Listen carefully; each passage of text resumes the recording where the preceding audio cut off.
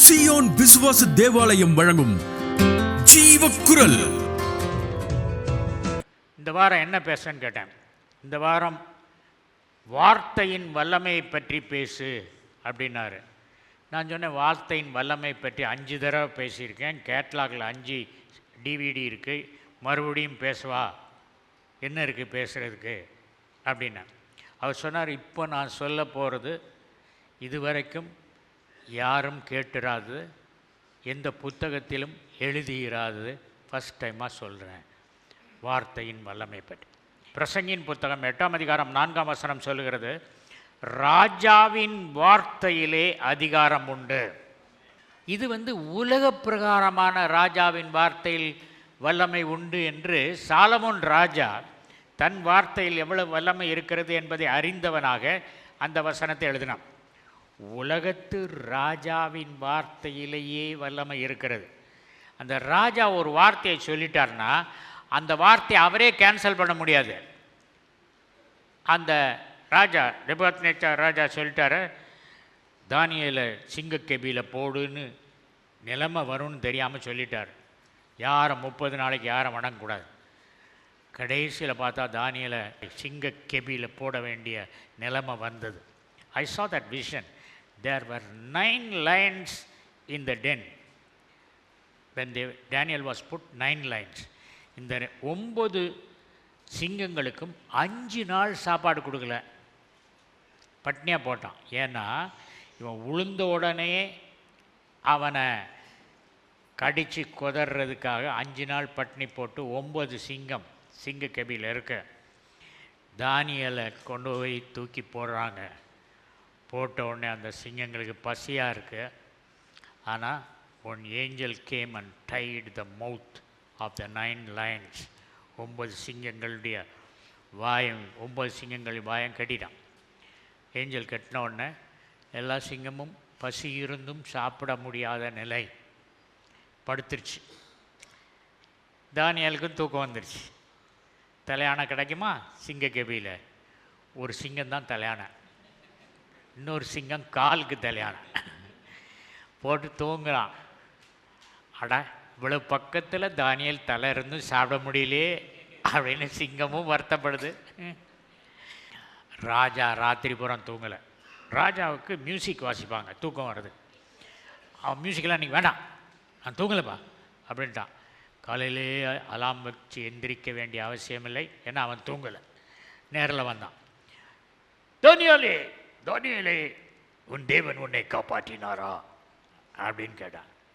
நல்லா இருக்கேன், இன்னும் கொஞ்சம் தூங்கியிருப்பேன், நீங்கள் எழுப்பி விட்டீங்களே அப்படின்னு சொல்லி. அதை மாதிரி உலக பிரகாரமான ராஜா சொன்னதையே நான் கேன்சல் பண்ணுறேன், நான் சொன்னதேன்னு சொல்ல முடியாது. உங்கள் வாயிலிருந்து வார்த்தை விழுந்தா வெளியே வில்லிலிருந்து விடுபட்ட அம்பு போல திரும்பி அது வராது. அதை மாதிரி தான் வாயிலிருந்து விடுபட்ட சொல். இப்போ ஆண்டவர் அந்த சொல்லை பற்றி சொன்னார். Hebrews chapter 4 verse 12.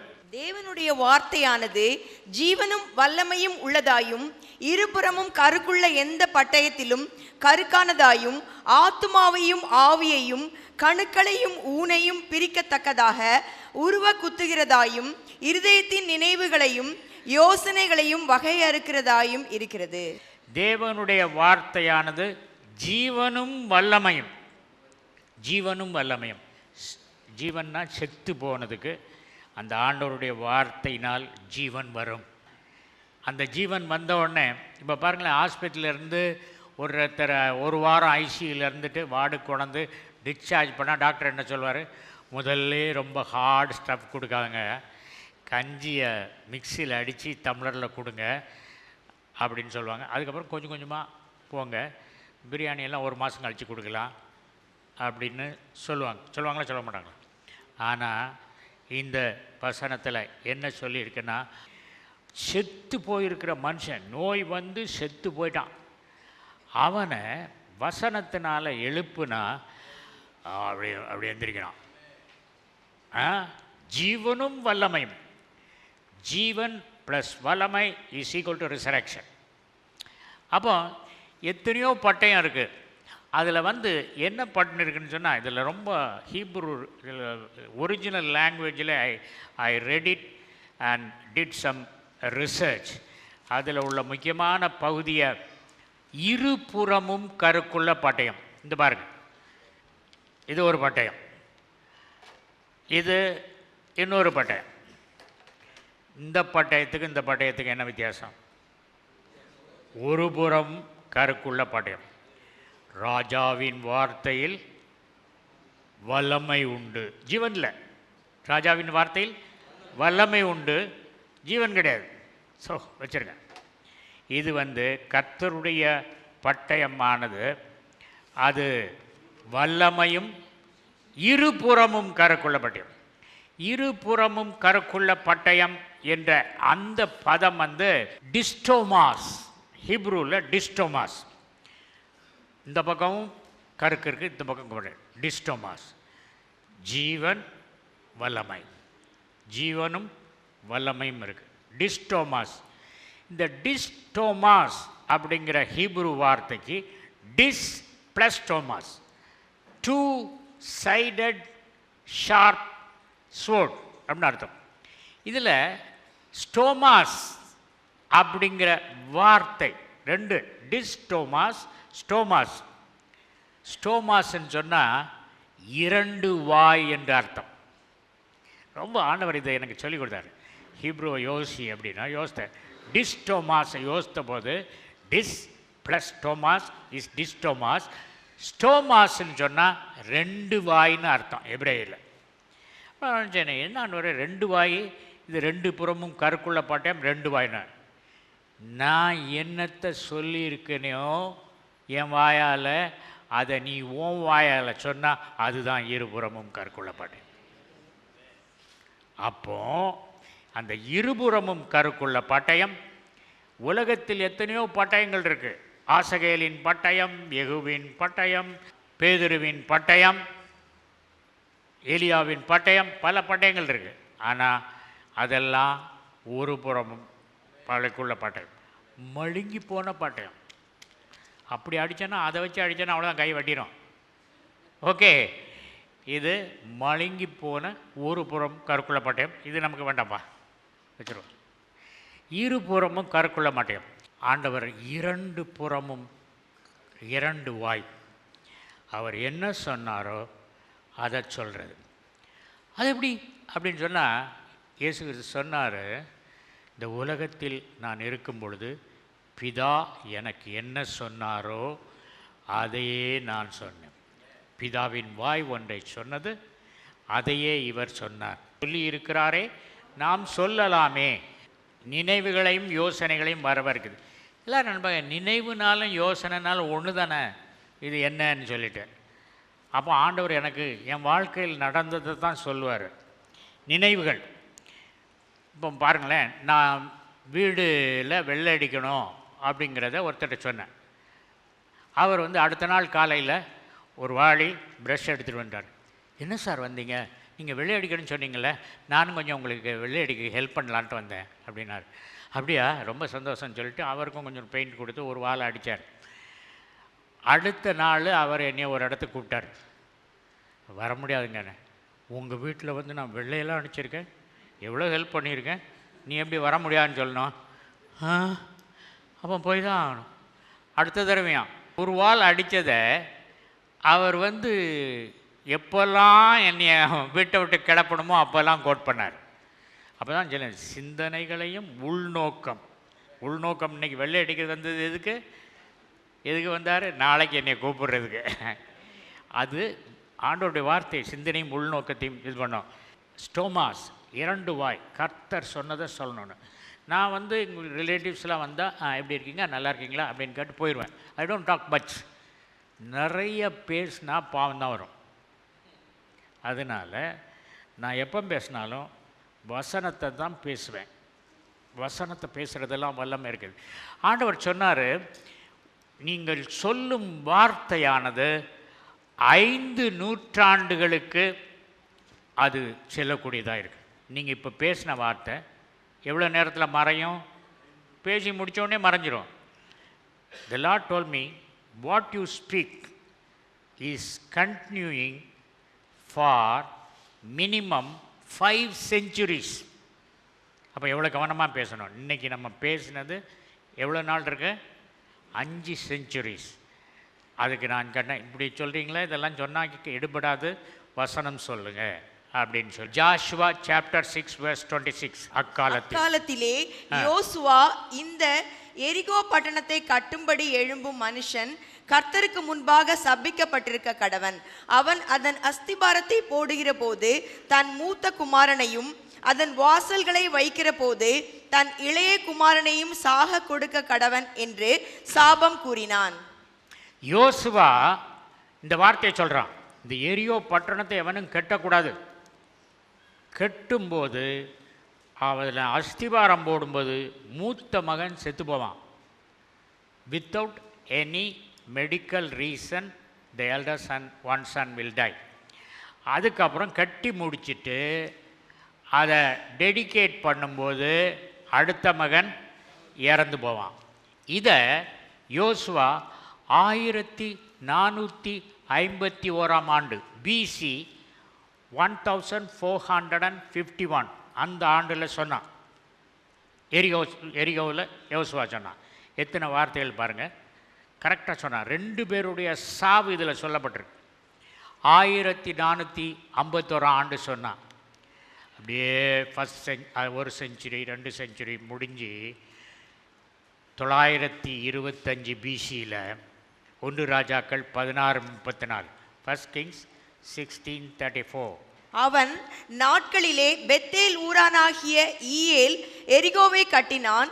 கர்த்தர் நூனின் குமாரனாகிய யோசுவாவை கொண்டு சொல்லியிருந்த வார்த்தையின்படியே அவன் அதன் அஸ்திபாரத்தை போடுகிற போது அபிராம் என்னும் தன் மூத்த குமாரனையும் அதன் வாசல்களை வைக்கிற போது ரெகூப் என்னும் தன் இளைய குமாரனையும் சாக கொடுத்தான்.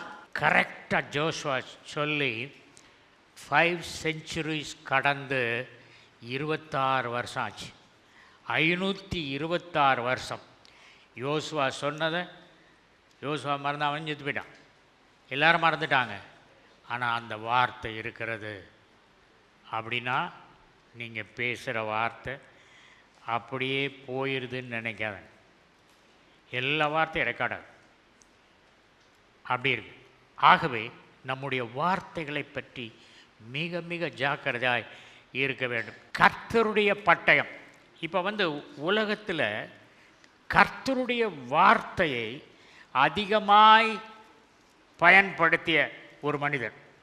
This is 53rd year of my ministry. When FIBA was inaugurated in 1964, I was present for the inauguration. When it finished 50 years, I was present. So, அப்போ சொன்னாங்க ஒருத்தர், அது இனாகுரேஷன் டைமில் அதை பங்கேற்ற ஒருவர் இப்போவும் உயிரோடு இருக்கார் அப்படின்னு சொல்லி. கர்த்தருடைய வார்த்தையை நாம் சொல்லுகிறவர்களாய் இருக்க வேண்டும். கிதியோனுடைய பட்டயம். பட்டயம்னா என்னது? நம் வாய் பேசும் வார்த்தை. அந்த அர்த்தத்தில் எடுத்துக்குவோம். ஜட்ஜஸ் சாப்டர் 6 verse 13 வாசிங்க. அப்பொழுது கிதியோன் அவரை நோக்கி, என் ஆண்டவனே, கர்த்தர் எங்களோடே இருந்தால் இவையெல்லாம் எங்களுக்கு நேரிடுவானேன்? கர்த்தர் எங்களை எகிப்திலிருந்து கொண்டு வரவில்லையா என்று எங்கள் பிதாக்கள் எங்களுக்கு விவரித்து சொன்ன அவருடைய அற்புதங்கள் எல்லாம் எங்கே? இப்பொழுது கர்த்தர் எங்களை கைவிட்டு மீதியானியர் கையில் எங்களை ஒப்பு கொடுத்தாரே என்றான். கர்த்தர் எங்களை கைவிட்டு மீதியானியர் கையில் ஒப்பு கொடுத்தாரே. இது மழுங்கி போன கிதியோனின் பட்டயம். ஆண்டவர் சொன்னார், எப்பா இந்த பட்டயத்தை ஸ்டோமாஸில் ஓ வாயில் சொல்ல, இது ஒரு வாய் சொல்கிற பட்டயம், ஆனால் நான் சொல்கிற பட்டயத்தை தான் நீ வைக்கணும் அப்படின்னாரு. மீதியானியர் 1,30,000 பேர். ஆண்டவர் கிதியோன் 20,000 சோல்ஜர்ஸ் கூட்டு வந்துட்டான். வந்துட்டு இன்டர்வியூ வைக்கணும்னா எப்படி 20,000 பேருக்கு இன்டர்வியூ வைக்கணும் தெரியல. அதில் ஆண்டவர் சொன்னார், யாரெல்லாம் பயப்படுறீங்களோ யுத்தம் சண்டை போடுறதுக்கு நீங்களாம் வீட்டுக்கு போகலாம். சொன்னோடனே 20,000 பேர் தேங்க்யூ கிதியோன் அப்படின்னு போயிட்டாங்க. ஒரு 10,000 பேர் மாத்திரம் நின்னாங்க, கொஞ்சம் விசுவாசமானவன். அதில் சொன்னேன், இதே அதிகம்பா, இந்த 10,000க்கு இன்டர்வியூ கண்டுபிடிச்சி ஒரு தள்ளு, 9,700 தள்ளு அப்படின்னா. இப்படி இன்டர்வியூ விற்கிறது, ஒருத்தனுக்கு 1 நிமிஷம் வச்சாலும் 10,000. எல்லோரையும் ஆற்றுல கூப்பிட்டு போய் தண்ணி குடிக்க சொல்லு. அதில் எல்லாம் NSC தான் தண்ணி குடிக்கிறதுக்கு முழங்கால் படிட்டு ருசித்து ரசித்து குடித்தான். அதில் 300 பேர் மாத்திரம் தண்ணி குடிக்கிறது முக்கியம் இல்லை, அவன் சொன்னதுனால குடிக்கிறேன், அந்த நேரத்தில் எதிரி வந்தால் என்ன செய்யறது அப்படின்னு அப்படி ரோட்டை பார்த்துட்டு அப்படி தண்ணி எடுத்து அப்படி குடித்தான். உடனே சொன்னால், அந்த தண்ணியை நக்கி குடித்தானே நாய் மாதிரி. நாய் உண்மையானது, உண்மையான மிருகம், நன்றி உள்ள மிருகம். இப்படி குடித்தவன் தான் நன்றி உள்ள மிருகம். இந்த நாய்களெல்லாம் கொண்டு நிறுத்து அப்படின்னார். 300 நாய்கள், நன்றியுள்ள 300 நாய்கள். அப்போ அவர் அந்த 300 பேரை வச்சு 1,30,000 பேரை அடித்தார். இவன் கிதியோனுடைய சொந்த பட்டயத்தோடு போனான்னா இவனை இருக்கிற இடம் தெரியாமல் புல் முளைக்க வச்சுருவாங்க. அதனால் என்ன செய்தார், 300 பேரை வச்சு 1:450, 300 பேரை வச்சு 1,30,000 பேர் அடித்தா 1:450. ஒருவன் 1000 பேரையும், 2 பேர் 10,000 பேரையும், 300 பேர் 1,30,000 தோற்கடிப்பார்கள் இல்லையா? ஏன் தோற்கடித்தான்? ரகசியத்தை ஆண்டவர் சொல்லி கொடுத்தார், அது எழுதலை. என்ன செய்தார், இனி ஏன் பட்டயம், நான் ஒன்றும் செய்ய முடியாது, ஏன் இந்த அற்புதம், இந்த இழிவான நிலை வந்தது. அவன் போய் பயந்து போய் ஒரு அண்டர் கிரவுண்டில் போய் கதிர் அடிச்சுக்கிட்டு இருக்கான். அவர் சொல்கிறார், பராக்கிரமசாலின்னு கூப்பிட்றாரு. என்னையா பராக்கிரமசாலி? சுற்றி பார்க்குறான், வேறு யாராவது. அவன் சொல்கிறாரு, நான் ரொம்ப வீக்காக இருக்கேன், உனக்கு இருக்கிற பலத்தோடு போ அப்படின்றார். இந்த வார்த்தையை தான் எனக்கு சொன்னார், உனக்கு இருக்கிற பலத்தோடு போ அப்படின்னார். உனக்கு இருக்கிற பலத்தோடு போ, நீ இஸ்ரவேலை மீதியானியரின் கைக்கு நீங்களாக்கி ரட்சிப்பாய். 6ஆம் அதிகாரம் 15-16. உன்னை அனுப்பினவர் நான் அல்லவா? என்னை அனுப்பினவர் யார்? அவர். ஒருத்தர் வந்து என்னை கேட்டார், பாஸ்டர் உங்களுக்கு வயசாச்சே, செகண்ட் லைன் ஆஃப் லீடர்ஷிப்பை ப்ரொடியூஸ் பண்ணிட்டீங்களாண்ணா? அடிப்பேன். ஃபஸ்ட் லைன் ஆஃப் லீடர்ஷிப்பே பாதி முடியலை, அதுக்குள்ளே செகண்ட் லைன் ஆஃப் லீடர்ஷிப்பை பேசுகிறேன், எந்திரிச்சு போ அப்படின்ட்டேன். அதுதான் யோவேல் 3:10 தினந்தோறும் சொல்வேன். பலவீனனும் தன்னை பலவான் என்று சொல்லுவேன். இப்போ நீங்கள் பலவீனம்னு அந்த வசனத்தை சொல்லக்கூடாது, அதை விட்டுறணும். நான் பலவான். அதனால் காலையில் எந்திரிச்சோடனே முதல்ல நான் சொல்கிறது பலவான். Your word has got power. 2 ராஜாக்கள் 6:12. ஜட்ஜஸ் 7:18 வாசிங்க முதல்ல. நானும் என்னோட இருக்கும் சகலமான பேரும் எக்காலம் ஊதும்போது நீங்களும் பாளையத்தை சுற்றி எங்கும் எக்காலங்களை ஊதி கர்த்தருடைய பட்டயம் கிதியோனுடைய பட்டயம் என்பீர்களாக என்று சொன்னார். கரெக்ட். என்ன சொல்லி கொடுத்தாரு? முதல்ல கிதியோனுடைய பட்டயம் மழுங்கிய பட்டயம். இப்போ என்ன சொல்றான்? கர்த்தருடைய இருபுறமும் கருக்குள்ள பட்டயம் கிதியோனின் பட்டயம். இருக்கிற பலத்தோட போ, அதுதான் இருபுறமும் கருக்குள்ள பட்டயம். அதனால் இது ஒரு இடத்துல அவன் சொன்னான், கிதியோன் இருக்க இடத்துலேருந்து யுத்தம் நடக்க 427 மைல் தள்ளி அந்த இடத்துல பலிச்சுது. கர்த்தருடைய பட்டயம் கிதியோனின் பட்டயம், கிதியோனின் பட்டயம் கர்த்தருடைய பட்டயம், விக்டர் ஞானராஜ் பட்டயம் கர்த்தரின் பட்டயம், கர்த்தரின் பட்டயம் விக்டர் ஞானராஜ் பட்டயம். கடைசி காலத்தில் நோவாவின் நாட்களை போல் இருக்கும். நோவாவின் நாட்களில் 700 வருஷம் இருந்தாங்க, 800 வருஷம் இருந்தாங்க. Age reversal. அவர் David Sinclair of Wales university, South Wales university is doing research on age reversal scientifically. NMN அப்படின்னு ஒன்று இருக்குது. அந்த NMN பற்றி உள்ள ரிசர்ச் பண்ணிகிட்ருக்காரு. அவர் என்னச்சுன்னா எலிகளில் ரிசர்ச் பண்ணுறாரு. ஒரு தாய் எலி, குட்டி அதனுடைய குழந்தை எலி, அதில் அந்த NMN இன்ஜெக்ட் பண்ணி தாய்க்கு இன்ஜெக்ட் பண்ண உடனே அந்த தாயினுடைய செல்லும் அந்த குழந்தையினுடைய செல்லும் எலியினுடைய செல்லும் ஒரே மாதிரி இருந்து ஏஜ் ஆகலை. அப்போ அவர் என்ன கண்டுபிடிச்சார், இப்போ தாய்க்கு ஏஜ் ரிவர்சல் ஆகி அந்த குட்டி அந்த குழந்தையின் போல மாறிவிட்டது என்று. இது almost it is going to come in to market within 6 months. This chemical NMN is going to come to the market within 6 months. I am doing research in the Bible.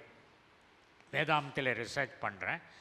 அதில் என்னன்னு சொன்னால், எனக்கு ஆண்டவர் சொன்னார், கிறிஸ்துவோடே கூட சிலுவையில் அறையப்பட்டேன். அப்படின்னா பழைய மனிதன் ஆதாமின் சுவாபம், அதுதான் மரணம் வந்தது ஆதாம்னால். கிறிஸ்துவில் எல்லாம் ரெஸ்டோர் ஆயிட்டு. கிறிஸ்து என்ன சொன்னார், நான் திராட்சை செடி, நீங்கள் கொடிகள். அந்த கொடிகளை அதை வெட்டி நிறையா கனி கொடுக்க செய்வேன்னு சொன்னார். கனி கொடுக்காதான் சுட்டரிப்பேன்னாரு. கனி கொடுக்கறது திராட்சை செடியோடு தான் இருக்கும். அப்போ அது சாகாது. கடைசியாக பரிகரிக்கப்படும் சத்ரு மரணம். அந்த ஜென்ரேஷனில் இருக்கேன். So I am experiencing age reversal. நிறைய பிப்ளிகள் கிறிஸ்துக்குள்ளே நம்ம வாழ்கிறோம். நாம் அவரிலும் அவர் நம்மிலும் இருக்கிறார். I was in heaven last week. The Lord told me there are 4 kinds of power. Number 1 is krabatos. Number 2, ixtas. Number 3, dunamis. Number 4, exousia. These 4 are Greek terms. இன்னைக்கு what I am feeling is krabatos. Krabatos is the highest power of the 4 powers. எல்லாம் அந்த 4 பவரில் கிராபட்டாஸ் is the greatest power. இது எபேசியர் 6:10 இருக்குது இந்த power. ஒவ்வொரு கிரேக்க வார்த்தையும் ஒவ்வொரு இடத்துல இருக்குது. இக்ஸ்தஸ் அப்படின்னு சொன்னால் ஆத்துமாக்களை ஆதாயம் பண்ணுவதுக்குள்ள பவர். இக்தாஸ் அப்படின்னா மீன். அந்த ரோம சாம்ராஜ்யத்தில் கிறிஸ்தவர்கள் அழிக்கப்பட்ட காலத்தில் கிறிஸ்தவனா இல்லையான்னு கண்டுபிடிக்கிறது எப்படின்னு சொன்னால், அங்கே வந்திருக்கவன் எப்படின்னா இக்தஸ்னா ஃபிஷ். வேதாமத்தில் இக்தாஸ்ன்னு வர கிரேக்க பதம் 20 இடங்களில் மீன் என்று மொழிபெயர்க்கப்பட்டிருக்கிறது. அப்போ இப்படி வைப்பான், இது என்னது மீன். நம்ம வாசலில் போனீங்கன்னா அந்த இக்தஸ் படம், மீன் படம் போட்டிருக்கோம். ஸோ தட் இக்தஸ் பவர். டுனாமிஸ் டைனமோ, அதில் டுனாமிஸ் டைனமைட், டுனாமிஸ். எக்ஸூசியா இஸ் இம்ப்யூட்டட் அத்தாரிட்டி. ஆண்டவருடைய வார்த்தை 5 நூற்றாண்டானாலும் மறையாது. அவர் பொய் சொல்ல மனிதன் அல்ல. ஜீவக்குரல் 14/1 மங்கம்மாள் சாலை, KK நகர் அஞ்சல், திருச்சி 620021, தமிழ்நாடு, தென்னிந்தியா. மொபைல் எண் 919025432432.